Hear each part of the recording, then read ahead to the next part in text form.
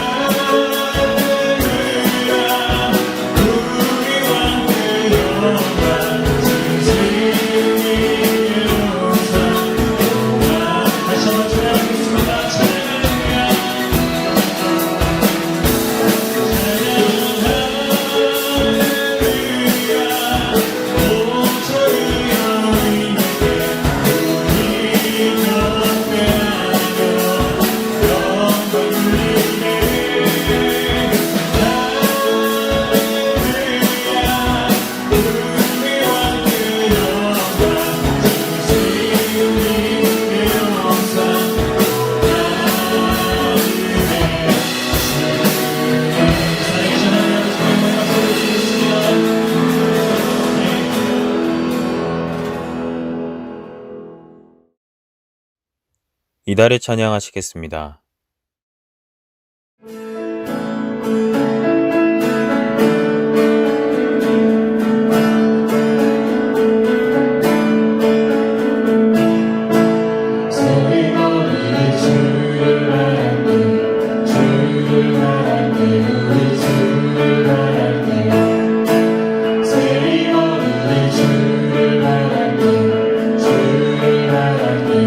다시 한번 하겠습니다. 새 머리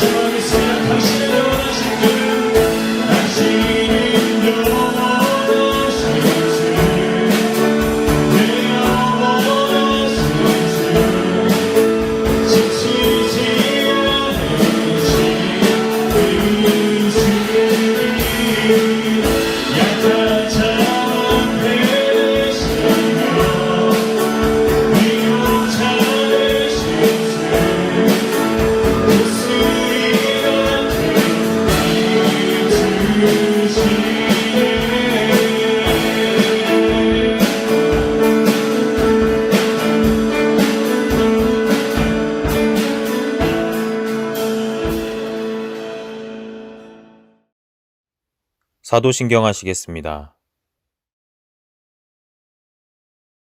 전능하사 천지를 만드신 하나님 아버지를 내가 믿사오며 그 외아들 우리 주 예수 그리스도를 믿사오니 이는 성령으로 잉태하사 동정녀 마리아에게 나시고 본디오 빌라도에게 고난을 받으사 십자가에 못 박혀 죽으시고 장사한 지 사흘 만에 죽은 자 가운데서 다시 살아나시며 하늘에 오르사 전능하신 하나님 우편에 앉아 계시다가 저희로서 산자와 죽은 자를 심판하러 오시리라. 성령을 믿사오며 거룩한 공회와 성도가 서로 교통하는 것과 죄를 사여 주시는 것과 몸이 다시 사는 것과 영원히 사는 것을 믿사옵나이다. 아멘. 경배찬송 21장 찬양하시겠습니다.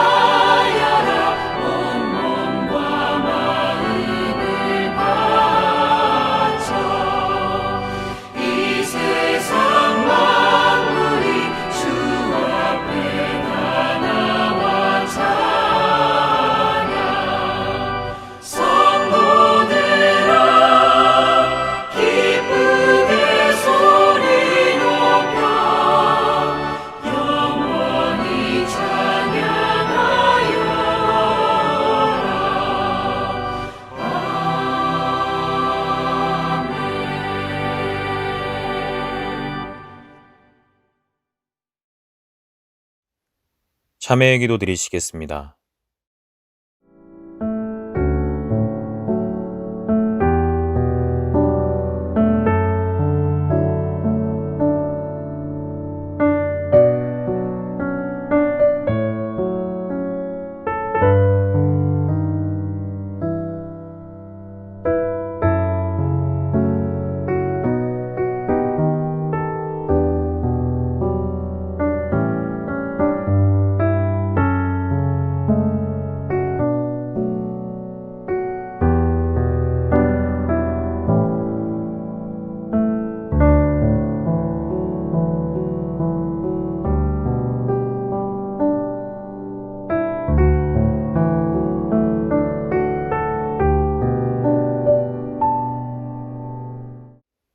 용서의 말씀은 시편 84편 4절로 6절입니다.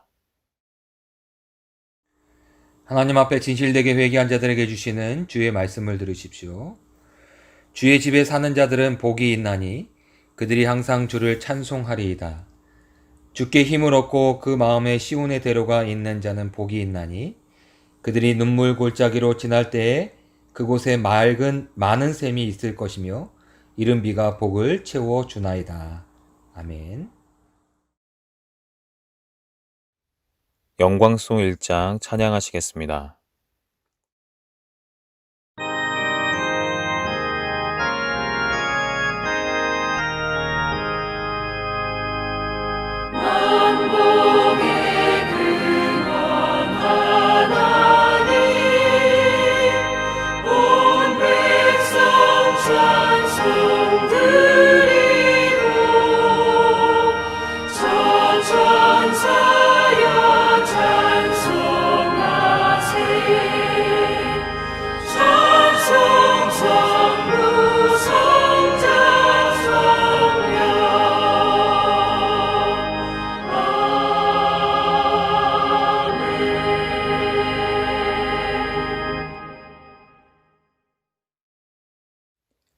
교동문 24번 10편 46편입니다. 하나님은 우리의 피난처시오 힘이시니 환난 중에 만날 큰 도움이시라. 그러므로 땅이 변하든지 산이 흔들려 바다 가운데 빠지든지 바닷물이 솟아나고 뛰놀든지 그것이 넘침으로 산이 흔들릴지라도 우리는 두려워하지 아니하리로다. 한 시내가 있어 나뉘어 흘러 하나님의 성 곧 지존하신 이의 성소를 기쁘게 하도다. 하나님이 그 성 중에 계심에 성이 흔들리지 아니할 것이라. 새벽에 하나님이 도우시리로다. 그가 땅끝까지 전쟁을 쉬게 하시며 활을 꺾고 창을 끊으며 수레를 불사를 시는도다. 이르시기를 너희는 가만히 있어 내가 하나님 됨을 알지어다. 내가 문나라 중에서 높임을 받으리라. 내가 세계 중에서 높임을 받으리라 하시도다. 만군의 여호와께서 우리와 함께 하시니 야곱의 하나님은 우리의 피난처시로다. 아멘. 윤희 권사님께서 기도해 주시겠습니다. 다 같이 기도드리시겠습니다. 사랑이 많으신 하나님 아버지, 항상 주님의 은혜 안에서 거하게 해주시고 아버지 하나님을 아버지라 부를 수 있게 해주시어 아버지 이름으로 기도하며 감사로 찬양할 수 있게 해주시니 감사드립니다. 한 주간도 혼돈스러운 세상 속에서 우리가 하나님의 진정한 뜻을 알기에 애쓰며 더 열심히 기도해야 하는데도 코로나 확산에 대한 두려움과 생활의 불편함 속에서 불평을 하며 이기적인 생각으로 살았음을 회개합니다. 주여 용서하여 주시옵소서. 주님, 특별히 원하옵기는 협성대학 교회라는 믿음의 공동체로 묶인 우리들, 믿음 안에서 다시 한번 더 강하게 묶어주시옵소서. 마음으로 항상 서로를 생각하며 만날 수 있던 때보다 더 염려하고 서로를 위해 중보기도하면서 주님의 선하심을 닮아 실천하는 우리들이 되게 해주시옵소서. 이런 상황이 길어짐으로 인해 낙심하거나 우울감에 빠져 힘들어하는 교인들이 없게 해주시옵소서. 주님은 항상 우리와 함께 계시며 우리의 작은 기도에도 큰 은혜를 베푸시는 주님임을 믿고 주님만 의지하며 담대히 잘 지내게 해주시옵소서. 신앙적으로 낙오할 수 있고 나태해질 수 있는 이 상황에 우리가 그동안 사랑과 진리로 쌓아온 강한 교우 간의 정이 우리 교인들에게 이 상황을 잘 버틸 수 있고 다시 도약할 수 있는 힘이 되게 해 주시옵소서. 처음 겪는 상황에서 여러 가지로 애쓰시는 목사님께 힘을 더해 주시옵소서. 하나님의 강한 권능에 힘을 주시옵고 목사님을 돕는 그 가정과 교역자들에게도 큰 은혜를 주시옵소서. 긍휼의 주님, 마음껏 뛰놀지 못하는 어린아이들, 학교 수업도 제대로 받지 못하는 학생들과 불안한 현실과 암울한 미래로 낙심하고 있는 청년들을 주님 불쌍히 여겨주시옵소서. 그들이 낙심하지 않고 착실히 준비하고 도전하여 좋은 결과를 얻을 수 있게 주여 강하게 지켜주시옵소서. 또한 저희 교인들이 운영하고 있는 사업장이나 몸담고 있는 사업장이 건강하고 무탈하게 이 어려운 시기를 잘 헤쳐나갈 수 있게 해주시옵고 돌아오는 추석 명절 방역에 동참하며 어느 해보다 더 진실된 따뜻한 마음으로 넉넉하고 풍요로운 명절이 될 수 있게 해주시옵소서. 오늘도 고개 숙여 기도드리는 모든 이들의 간절한 기도를 다 들어주실 걸 믿사오며 늘 우리와 함께 하시는 예수님 이름으로 기도드렸습니다. 아멘. 이주희 목사님께서 성경 봉독해 주시겠습니다. 오늘 우리에게 주신 하나님의 말씀은 예레미야 29장 10절부터 14절까지의 말씀입니다. 여호와께서 이와 같이 말씀하시니라. 바벨론에서 70년이 차면 내가 너희를 돌보고 나의 선한 말을 너희에게 성취하여 너희를 이곳으로 돌아오게 하리라. 여호와의 말씀이니라. 너희를 향한 나의 생각을 내가 아나니 평안이요 재앙이 아니니라. 너희에게 미래와 희망을 주는 것이니라. 너희가 내게 부르짖으며 내게 와서 기도하면 내가 너희들의 기도를 들을 것이요 너희가 온 마음으로 나를 구하면 나를 찾을 것이요 나를 만나리라. 이것은 여호와의 말씀이니라. 나는 너희들을 만날 것이며 너희를 포로된 중에서 다시 돌아오게 하되 내가 쫓아 보내었던 나라들과 모든 곳에서 모아 사로잡혀 떠났던 그곳으로 돌아오게 하리라. 이것은 여호와의 말씀이니라. 아멘. 신현호 담임 목사님께서 말씀 선포해 주시겠습니다.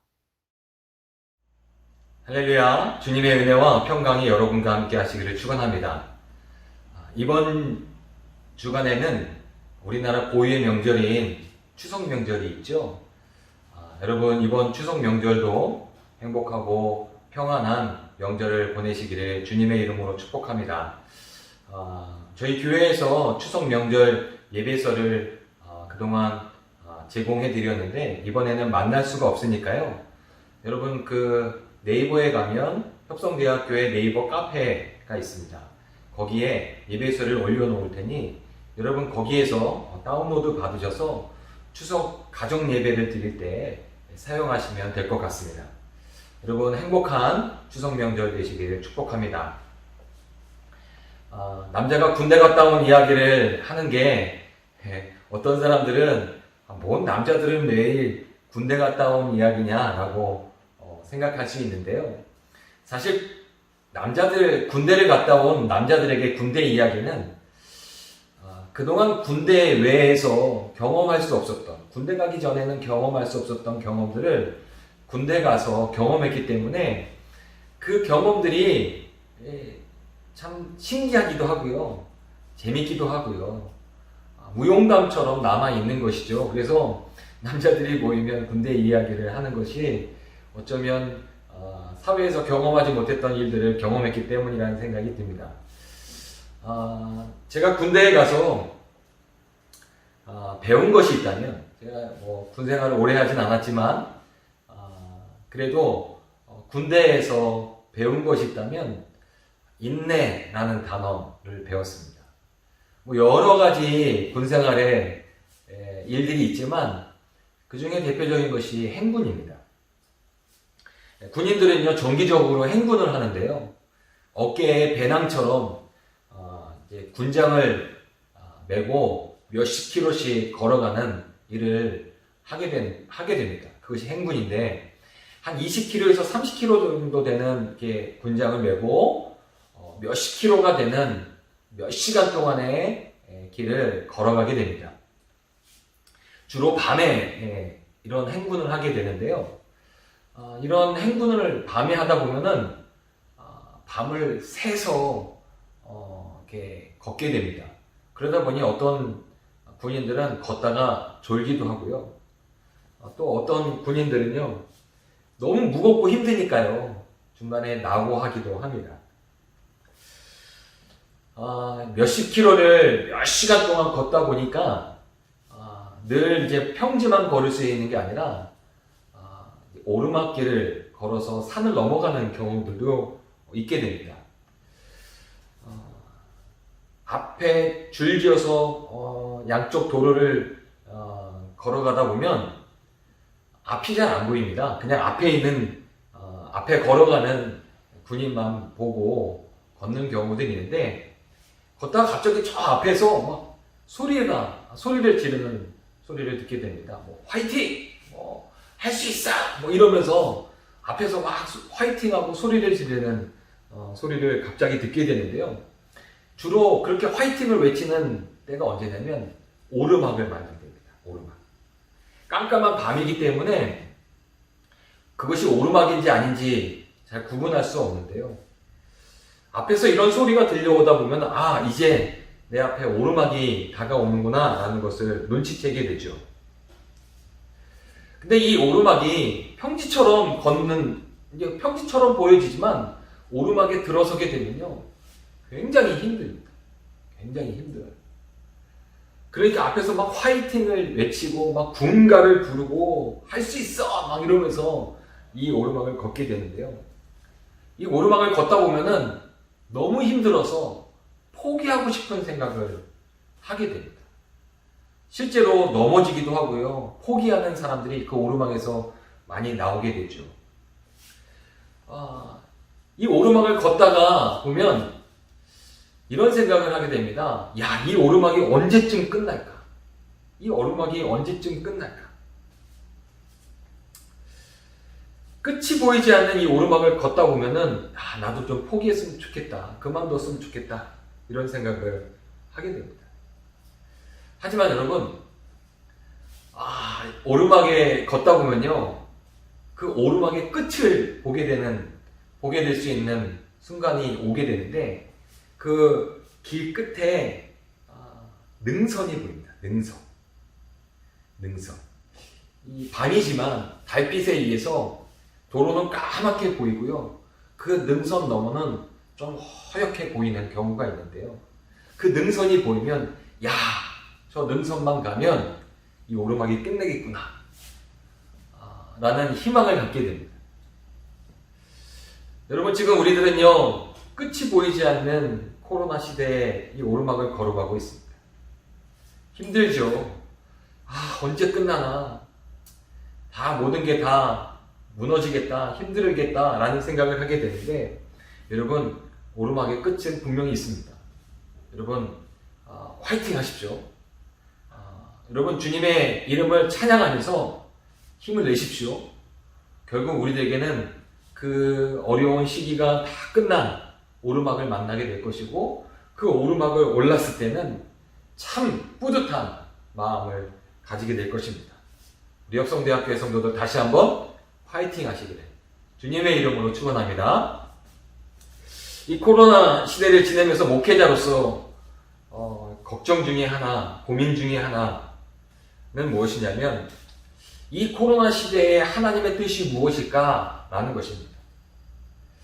분명히 이 시대를 향한 하나님의 뜻이 있을 텐데, 하나님의 뜻이 무엇일까? 이게 목회자로서 기도 제목이고요. 이 목회자로서의 고민입니다. 근데 하나님의 뜻을 아는 것이 너무나도 우리들의 삶에, 우리들의 신앙에 중요한 일인데, 이 고민이 되는 게 뭐냐면, 정말 하나님의 뜻이 무엇인지 그것이 밝히 보여지지 않기 때문입니다. 하나님의 뜻을 아는 것은 너무나도 중요한데요, 하나님의 뜻을 아는 것이 그렇게 쉬운 것이 아니라는 것이죠. 이스라엘 백성들이 하나님의 말씀을 신뢰하지 아니하고 이방 나라와 우상을 섬김으로 말미암아 북이스라엘이라는 나라는 아수르라는 나라에 멸망하게 되고요, 남유다는 바벨론이라는 나라에 멸망하게 됩니다. 오늘 우리가 본문으로 삼은 예레미야에 있는 말씀은 남유다가 바벨론으로 멸망할 때를 배경으로 하고 있는 말씀입니다. 예레미야 선지자의 별명은 눈물의 선지자입니다. 왜 그가 그런 별명을 갖게 되었냐면, 하나님께서 이 예레미야 선지자에게 무엇을 선포하라고 말씀하셨냐면, 남유다의 멸망을 선포하라고 말씀하셨습니다. 사실 예레미야가 말씀을 전하였을 때는 정말 이스라엘 백성들이 멸망할까? 말도 안 되는 생각이라고 생각할 수밖에 없는 그런 내용이었기 때문입니다. 하지만 예레미야는요, 이 남유다의 멸망을, 하나님의 말씀인 이 남유다의 멸망을 선포하였고요, 그 선포의 말씀이 자신의 눈앞에 그대로 이루어지는 모습을 보면서 너무나도 가슴이 아파 눈물을 흘릴 수밖에 없었기에 그가 눈물의 선지자라는 별명을 갖게 된 것입니다. 예레미야를 통해서 하나님께서 남유다를 향해서 남유다의 멸망을 선포하게 하십니다. 그런데요, 하나님은요, 이 예레미야를 통해서 남유다를 향해서 너희들이 멸망하게 될 것이다 라는 말씀을 전하면서 무슨 이야기를 하냐면, 너희들을 향해서 오는 바벨론에게 항복해라. 이 항복의 말씀을 그들에게 전하게 합니다. 바벨론의 위협을 받게 된 남유다의 왕들이 예레미야가 전해준 이 말을 들었을 때 순순히 그렇군요, 우리가 바벨론에게 항복해야겠군요 라고 생각했을까요? 사실 한 나라의 왕으로서 다른 나라와 전쟁을 할 때는 우리가 그 나라에 항복해야 한다는 생각을 하기에는 참 어려운 상황일 것입니다. 이 남유다의 왕들이 예레미야의 이야기를 들었을 때 항복한다? 왕으로서의 체면이 있고요. 왕으로서의 책임이 있는데 어찌 바벨론에 항복하는 일이 그렇게 쉽겠습니까? 2017년에 개봉한 영화 남한산성이라는 영화가 있습니다. 저도 극장에 가서 이 영화를 보았는데요. 이 영화는 1636년 병자호란을 배경으로 하고 있는 영화입니다.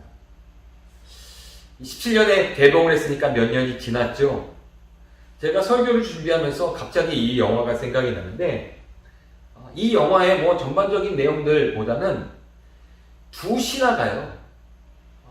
이 병자호란 때 명나라를 섬길 거냐 청나라를 섬길 거냐 이것 때문에 이 남한산성에서 두 신하가 왕과 이렇게 이야기하는 변론하는 이야기들이 모습들이 나오게 되는데 두 신하가 정말 나라를 생각하는 마음으로 왕에게 충정 어린 말로 왕에게 이야기해 줄 때 왕이 그것을 결정하는 그 상황 속에서 굉장히 번민하는 모습을 보게 됩니다. 저는 그 영화의 뭐 다른 장면들도 생각나지만 그 두 신하와 왕과의 그 대화 속에 이 왕이 굉장히 고뇌하는 모습이 여전히 생각이 나기도 합니다.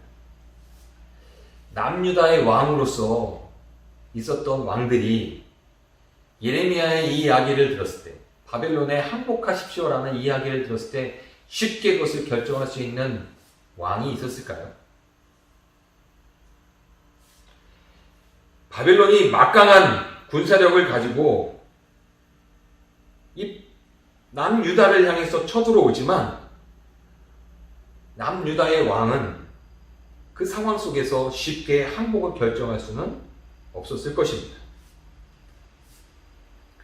남유다는요, 기원전 586년 결국 바벨론이라는 나라에 멸망하게 됩니다.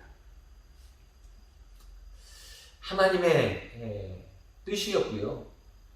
이 하나님의 뜻은 이스라엘 백성들이 하나님 앞에 범죄하였기 때문에 이런 일이 벌어지게 된 것입니다. 결국 예레미야를 통해서 남유다의 멸망이 선포되어졌고 그 선포된 남유다의 멸망이 이루어지게 됩니다. 결국 바벨론의 전쟁에서 진 이스라엘 백성들은요, 바벨론의 포로가 되어서요, 바벨론으로 끌려가게 됩니다. 오늘 우리가 읽은 예레미야 29장에 있는 말씀은 이 바벨론으로 끌려간 이 이스라엘 백성들에게 예레미야가 편지를 쓴 내용입니다.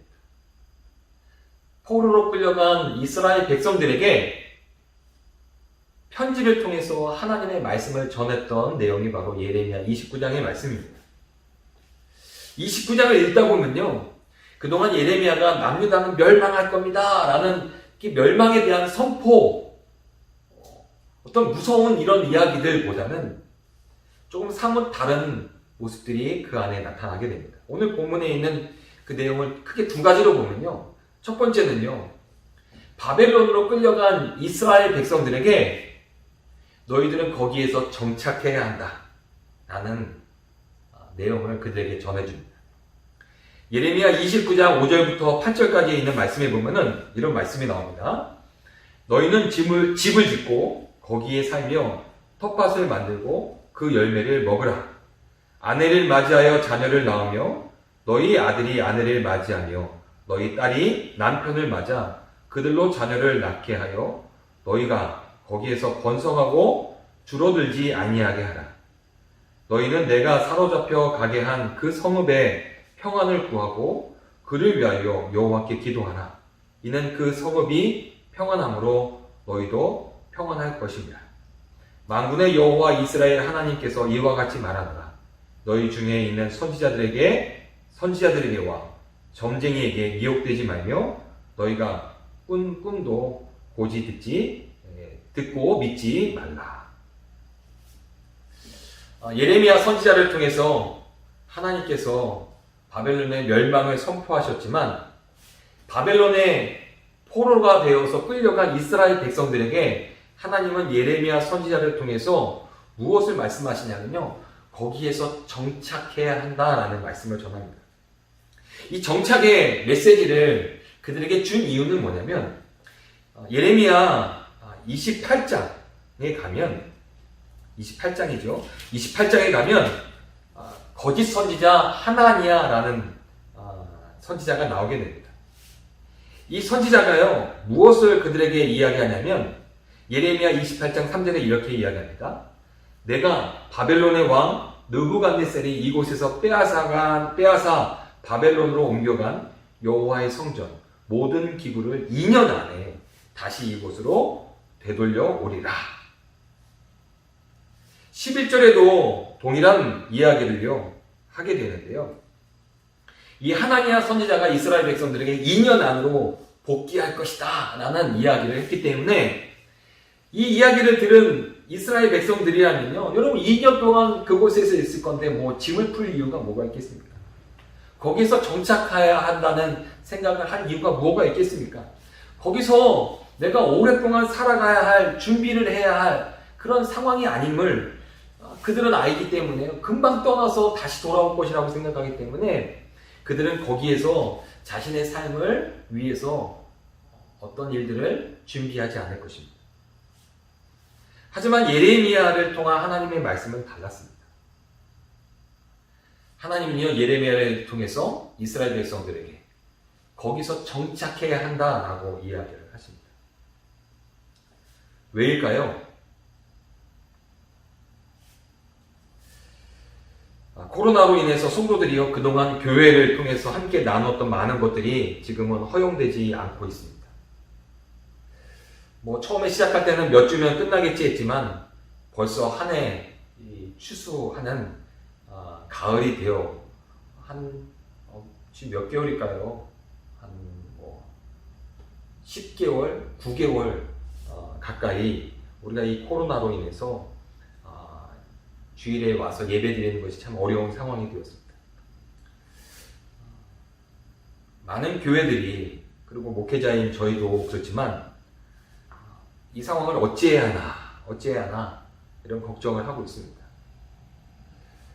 여러분도 그런 생각을 하고 계십니까? 빨리 코로나가 끝나기만을 사실은 기다리고 있는 우리들의 모습, 어찌해야 하나 이런 모습을 가지고 지금까지 지내온 것 같다는 생각이 듭니다. 그러다 보니까요, 우리가 주일날에 교회 가서 예배 드리지 못하니까 우리 신앙생활이 참 어려움을 겪고 있다. 신앙이 떨어지고 있다. 줄어들고 있다. 라는 생각을 하시는 성도들도 있지 않을까라는 생각을 합니다. 근데 우리가 지금 어찌하나 걱정하고 있는 신앙생활이 뭐냐면 주일날에 교회에 와서 예배 드리는 신앙생활입니다. 여러분, 신앙생활은 그런데 주일에만 드리는 것은 아니죠.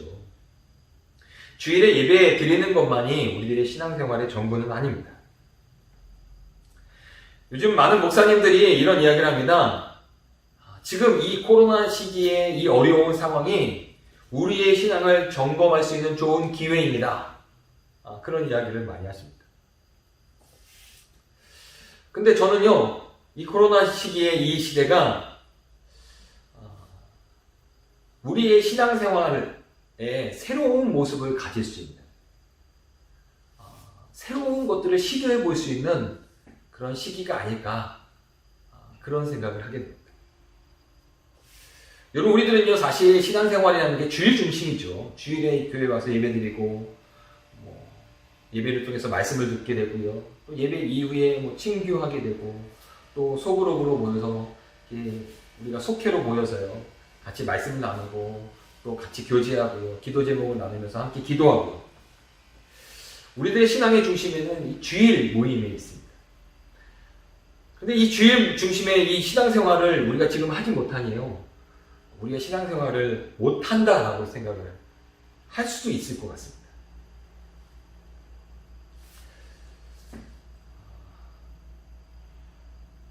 그런데 우리가 좀 우리 신앙생활을 새롭게 다른 방법을 좀 간구할 수는 없을까? 우리가 이 코로나 시기가 도리어 우리의 새로운 신앙생활을 할 수 있는 기회로 삼는다면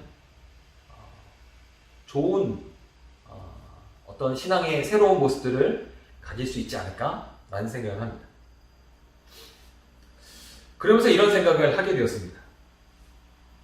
우리가 우리 신앙생활에 참 중요한 것이 말씀인데요.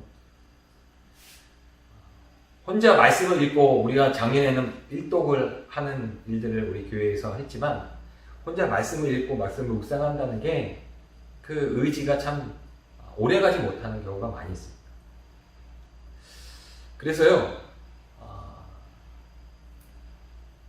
우리가 10월달부터는 좀 그동안에 우리 교회에서 해보지 않았지만 말씀 묵상을 하는 모임을 좀 온라인으로 가져볼까 합니다. 카톡방을 하나 개설하려고 하는데요. 이 카톡방에서 말씀을 묵상하는 일을 하려고 합니다. 이 말씀 묵상은 어떻게 하려고 하냐면요. 한 사람이 거기 카톡방에 있는 인원이 있겠죠. 한 사람씩 매일같이 돌아가면서 말씀 한 장을 핸드폰에 녹음을 해서 카톡방에 올려놓는 겁니다.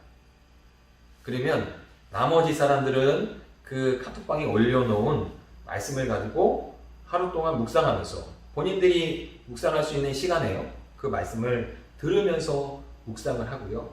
그리고 그 묵상한 말씀을 카톡방에 뭐 짧게 묵상한 내용들을 올려놓는 것입니다. 그 묵상한 내용들을 그래서 함께 나누는 것이죠.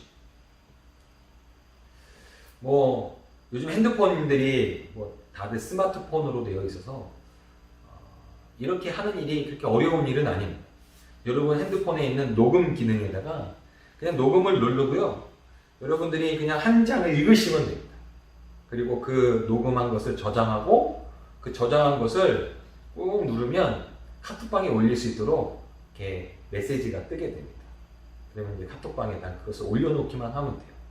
그리고 나머지 분들은 그 올라온 내용들을 듣기만 하면 되죠. 그래서 이 말씀들을 좀 묵상하는 일을 새롭게 우리가 좀 도전해 보려고 합니다. 이번 한 주간 동안 이 카톡방에 함께 할 인원을 제가 모집을 하는데 저에게 목사님 저도 이 카톡방에 함께 하고 싶습니다. 여러분 이렇게 신청해 주시면요. 제가 신청한 분들을 한꺼번에 이렇게 모아서 그 말씀 묵상 카톡방을 운영하도록 하겠습니다. 이번 10월 달에는 그 로마서 말씀을 함께 나누려고 합니다. 그래서 매일 한 장씩 말씀을 묵상하고 월요일부터 토요일까지 묵상하고 주일날에는 우리가 주일 말씀을 통해서 묵상하면 되니까요. 월요일부터 토요일까지 한 장씩 이렇게 말씀을 묵상해 보려고 합니다. 여러분 많이들 신청해 주십시오. 어려운 일이지만 뭐 안 해본 일이기 때문에 그래도 시도는 해봤으면 좋겠다는 생각이 들고요. 목사님 그래도 잘 모르겠어요 라고 생각이 되시면 개인적으로 저한테 전화를 하시면 제가 잘 이렇게 또 안내하도록 하겠습니다. 이 코로나 시대는요, 적응해야 하는 시대가 되었습니다. 끝나기를 바라면서 어찌할꼬 하면서 우리가 시간을 보내기에는 이제 너무 많은 시간들이 가고 있다는 생각이 듭니다. 그래서 우리가 우리의 신앙을 세워가기 위해서 새로운 것들을 도전해 보려고 하니 우리 사랑하는 협성대학교의 성도들도 힘들지만요, 힘내시고 화이팅 하면서 우리가 이렇게 함께 이런 말씀을 나누며 우리의 신앙을 잘 지켜가고 우리의 신앙을 하나님 앞에 내어드릴 수 있는 우리 사랑하는 협성대학교의 성도들 되시기를 주님의 이름으로 축복합니다. 예레미야가 바벨론으로 포로가 되어서 끌려간 이스라엘 백성들에게 너희들은 그곳에서 적응해야 한다라고 말씀을 전합니다. 적응해야 한다. 여러분 근데 이 적응은 무엇이냐면 새로운 변화에 대해서 그 변화된 환경 속에서도 여전히 신앙생활, 하나님을 향한 신앙생활을 할 수 있는 신앙을 지켜가는 적응을 의미합니다. 금방 끝날 테니까 좀 그냥 참자로 끝나는 게 아니라 그곳에 새로운 환경 속에서도 여전히 우리가 신앙생활할 수 있는 적응을 하자. 그래서 이 예레미야가 하나님의 말씀을 그들에게 무엇이라고 마지막에 전하냐면 너희들은 그 새로운 곳에서 기도해라. 너희들이 하나님을 섬길 수 있도록 평안을 그 지역을 위해서 평안을 빌며 기도해라 라고 말씀을 전하기도 합니다. 여러분 우리가 이 코로나 새로운 이 환경 속에 적응해야 합니다. 적응하면서 우리가 이곳에서 어떻게 하나님을 섬기고 하나님 안에서 믿음으로 세워지며 하나님의 영광을 드러내며 하나님의 뜻을 이루어 나갈 수 있을까? 새로운 일에 적응해야 합니다. 두 번째 이 편지의 내용의 두 번째 내용은요. 70년 후 회복될 것이다 라는 것입니다. 남유다가 멸망을 한 것은 영원한 멸망을 의미하는 것은 아니었습니다. 하나님은요 그들을 다시 한번 회복시킬 계획을 가지고 계셨습니다. 예레미야 29장 10절에 있는 말씀에 보면은 여호와께서 이와 같이 말씀하시느니라 바벨론에서 70년이 차면 내가 너희를 돌보고 나의 선한 말을 너희에게 성취하여 너희를 이곳으로 돌아오게 하리라. 11절에 있는 말씀에 보면은 하나님의 생각은 이스라엘 백성들을 향한 하나님의 생각은 재앙이 아니다 라고 말씀하십니다. 도리어 평안이다. 하나님 이스라엘 백성들에게 말씀하시는 것은요 미래를 향한 희망의 말씀이다 라고 11절에서 말씀하고 있습니다. 포로가 되어 바벨론으로 끌려간 이스라엘 백성들, 그들이 지금 경험하고 있는 이 포로 생활은 하나님을 믿는 신앙의 끝이라고 생각했을지도 모릅니다. 하지만 하나님은요 이스라엘 백성들에게 다시 너희들이 하나님을 섬기고 하나님 안에서 복된 삶을 살아갈 수 있는 날이 돌아올 것이다 라고 예레미야를 통해서 그들에게 소망의 말씀을 전하십니다. 여러분 코로나 시대는 언젠가는 끝이 올 겁니다. 끝이 언제일지 모르지만 분명히 끝이 올 겁니다. 우리가 이 코로나로 인해서 우리의 신앙에 지금 어려움을 당하고 있지만 우리들은요 또 다른 그동안 해보지 못했던 방법들을 통해서 우리의 신앙을 지켜가기 위해 시도해봐야 합니다. 초대교회 성도들은요 로마의 박해를 피해서 땅을 파고 그 땅 속에서 새로운 삶을 살아갑니다. 그들의 이 땅 속에서의 새로운 삶을 통해서 그들은 무엇을 지켜가려고 했냐면 하나님을 향한 신앙을 지켜가려고 했습니다. 예수 그리스도의 복음을 지켜가려고 했습니다. 그들은 새로운 삶의 환경 속에서도 여전히 그것을 시도하면서요 그들의 생활을, 그들의 신앙을 지켜갑니다. 여러분 우리도 우리의 신앙을 지켜가기 위해서 우리도 새로운 시도를 해보아야 합니다. 이스라엘 백성들에게 바벨론에서의 70년은요 그냥 70년이 아닙니다. 하나님을 믿는 믿음을 더욱더 잘 믿어갈 수 있도록 회복할 수 있는 시간입니다. 하나님의 말씀 가운데 그들이 더욱더 다시 한번 하나님을 잘 섬길 수 있는 백성으로서 회복할 수 있는 시간을 70년을 그들에게 주신 것입니다. 그래서 이스라엘 백성들은요 70년 동안 바벨론에서 한 일이 무엇이냐면 하나님의 말씀을 회복하는 일이었습니다. 하나님의 말씀을 연구하고요 그 하나님의 말씀을 정리하고요. 우리가 지금 가지고 있는 이 구약 성경의 대부분은요 이 시기에 정리된 말씀들이에요. 하나님의 말씀이 정립되고 정리하고 자신의 삶에 어떻게 하면 다시 한번 하나님의 말씀을 굳건히 세워갈 수 있을까, 이것을 고민하고 이것을 회복했던 시간이 바로 이스라엘 백성들 바벨론에서의 70년이었습니다. 여러분 코로나 시기가 언제 끝날지 모르지만요 여러분 이 코로나 시기가 우리에게 그런 시간이 되었으면 좋겠습니다. 다시 한번 우리들의 마음속에 하나님의 말씀을 세워갈 수 있는 시간, 하나님의 말씀을 더욱더 깊이 있게 묵상할 수 있는 시간, 또 새로운 방법으로 우리의 신앙을 세워갈 수 있는 방법들을 시도할 수 있는 시간.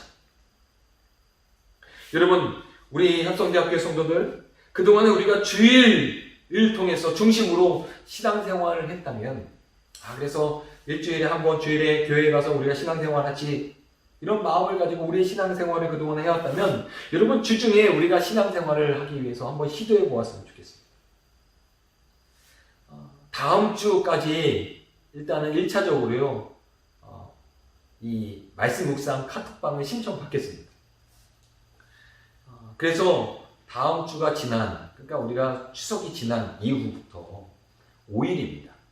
5일부터 우리가 이 카톡방을 운영해 보려고 합니다. 어려운 일은 아니니까요. 먼저 제가 시작할 겁니다. 제가 로마서 1장을 읽고 올려놓을 거예요. 그러면 거기에 있는 카톡방에 함께 참여하는 분들은 제 음성으로 된 로마서 1장을 듣는 거죠. 로마서 1장을 듣고요. 그것을 묵상하고 거기에 묵상한 내용들을 올려놓으시면 서로 함께 은혜를 나누고요. 그 은혜를 나누는 가운데 우리의 신앙이 더욱더 견고해질 것입니다.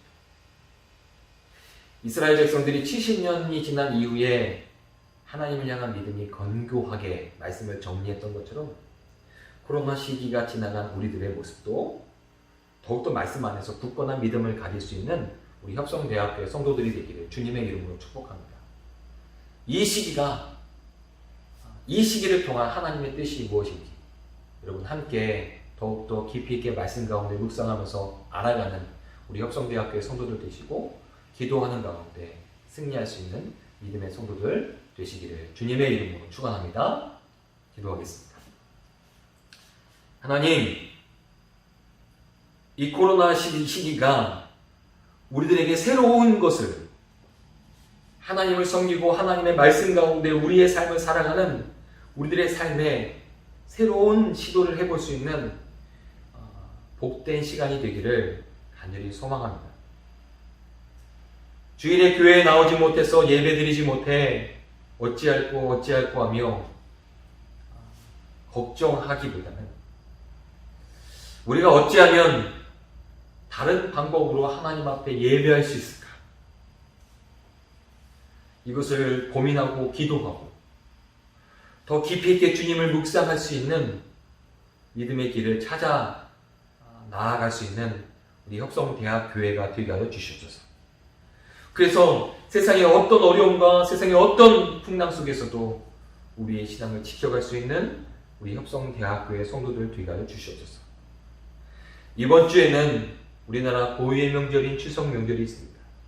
우리 협성대학교의 성도들 함께 모여서 가족들이 함께 모여서 예배할 때마다 주님 기쁨이 있게 하시고 감사가 있게 하시고 우리 사랑하는 협성대학교의 모든 성도들의 가정들마다 주님의 은혜와 평강이 함께 할 수 있도록 주님 축복하여 주시옵소서. 오늘도 우리에게 귀한 말씀을 허락해 주신 하나님 감사합니다. 이 말씀 가운데 희망을 가지고 우리의 신앙을 더욱더 굳건히 세워갈 수 있도록 우리의 힘과 능력이 되어 주실 줄 믿사옵고 예수님의 이름으로 기도하였습니다. 아멘.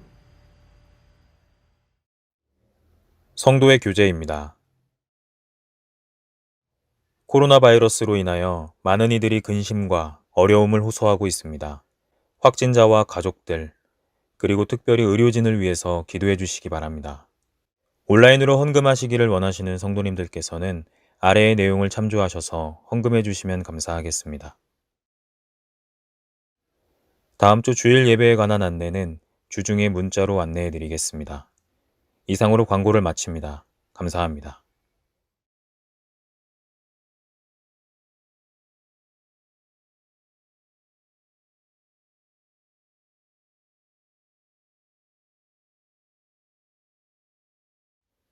결단의 찬송 325장 찬양하시겠습니다.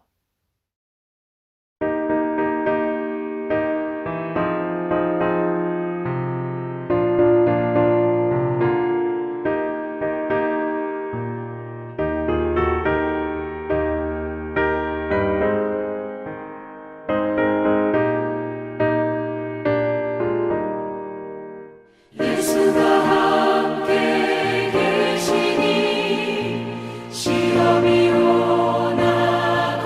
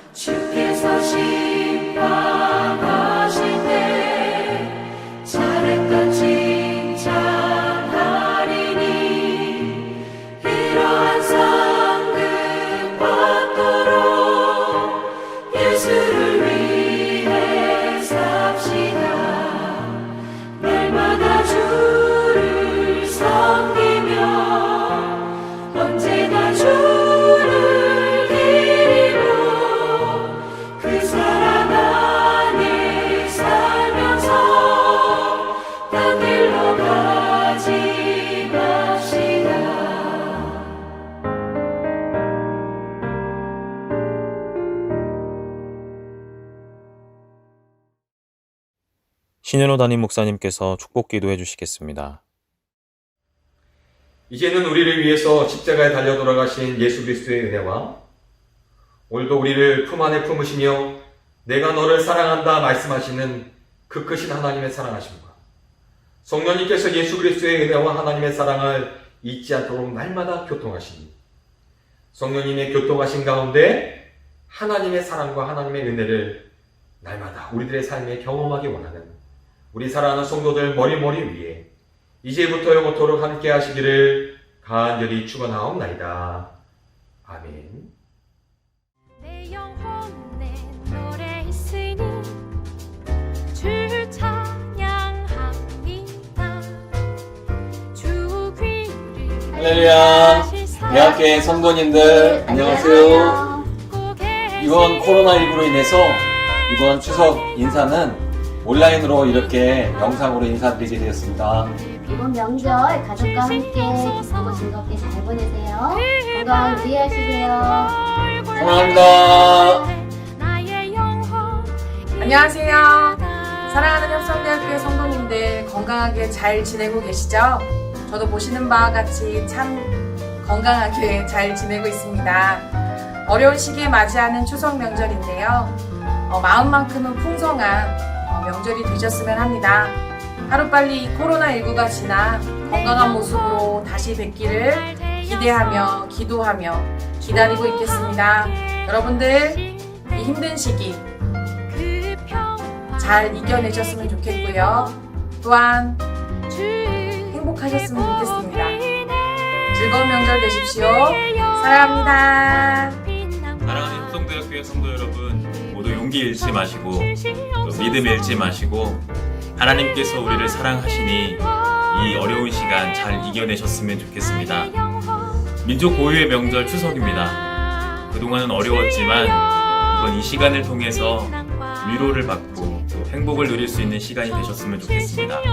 그리고 특별히 청년 여러분, 더더욱 용기 잃지 마시고 이 어려운 시간 미래를 생각하며 내일을 생각하며 희망을 생각하며 살아가셨으면 좋겠습니다. 여러분 사랑합니다. 감사합니다.